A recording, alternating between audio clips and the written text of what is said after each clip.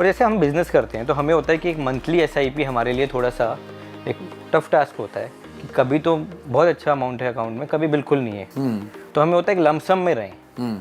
तो लमसम और SIP में क्या डिफरेंस है? देखिए, लमसम में ना आप मार्केट को टाइम करने की कोशिश कर लेते हो फिर, या अननोइंगली टाइम करते हो। सो फॉर एग्जांपल, आपने एक SIP बांधी हुई है लाख रुपए महीने की, ठीक है, एक उदाहरण देता हूं, और अब आप कह रहे हो कि भाई मेरे पास 20 लाख रुपए आ गए, तो मैं काम करता हूं, पूरा ही पैसा इमीडिएटली पटक देता हूं, स्मॉल कैप में पटक देता हूं। हाँ। तो इस स्टेटमेंट का मतलब ये हो गया कि आप अभी स्मॉल कैप के इंडेक्स को वो करना चाहते हो, टाइम करना चाहते हो और घुसना चाहते हो, जो कि गलत है, क्योंकि आपको नहीं पता ना आज के बाद क्या होने वाला है। तो आपको वो 20 लाख रुपया जो आता है वो आपको एक लिक्विड फंड में डाल देना चाहिए या FD में डाल दो, सिंपल।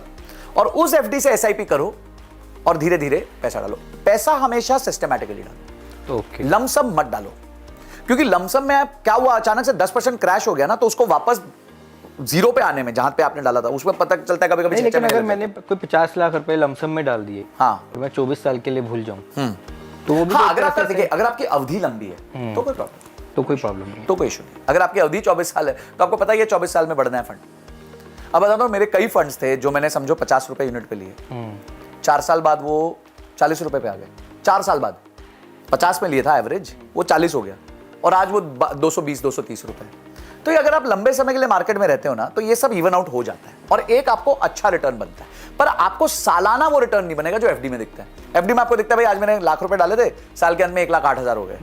स्टॉक मार्केट में ये जरूरी नहीं है। स्टॉक मार्केट में वो पता चला 1 लाख ही रह गया 4 साल तक, और या फिर उससे भी 10,000 नीचे हो गया। बट अचानक से वो 90,000 3 लाख बन जाएगा 2-3 साल में। तो ये भी आपको ये सब झेलना पड़ता है, क्योंकि तब आप जब आप देखो, रिस्क और रिटर्न तो डायरेक्टली प्रोपोर्शनल है। आप जितना ज्यादा रिस्क लोगे उतना ज्यादा रिटर्न्स का चांस है।